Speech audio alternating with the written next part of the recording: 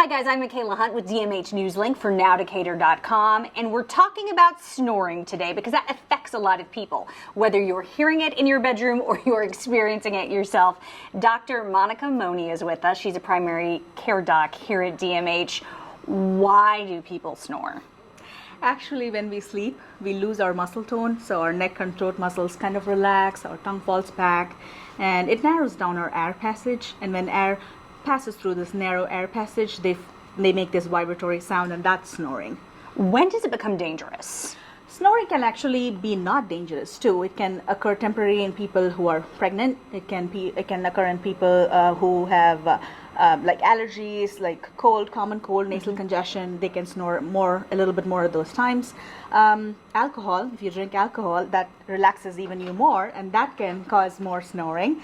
But sometimes snoring can become dangerous when it's associated with certain symptoms. It's like fatigue, restlessness, excessive daytime sleepiness, pauses in breathing while you're sleeping, which is followed by compensated gasps, and sometimes even early morning headaches. So these symptoms, when they are associated with snoring, they can be related to a condition called obstructive sleep apnea, and that can be dangerous. Obstructive sleep apnea can occur by itself. It's because you have an obstruction to an air passage. It can be because you have facial deformities. It can be because you have adenoid tonsil enlargement. It can be because you have a deviated nasal septum.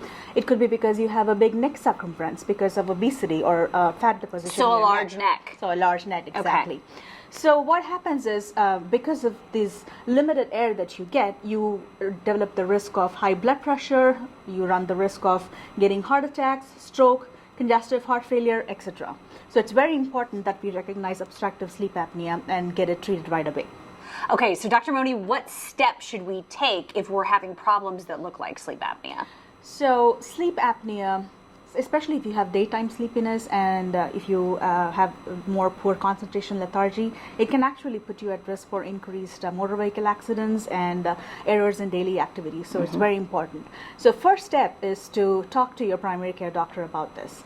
You may be referred for in-lab sleep study, or sometimes even at-home sleep study where they will run you overnight for sleep evaluation for obstructive sleep apnea. A place like just where we are right now. Exactly.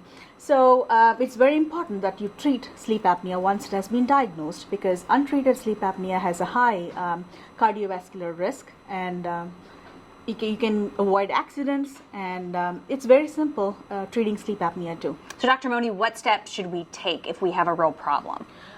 The first step you need to take is to talk to your primary care doctor about this. You may be referred to an in-lab overnight sleep study.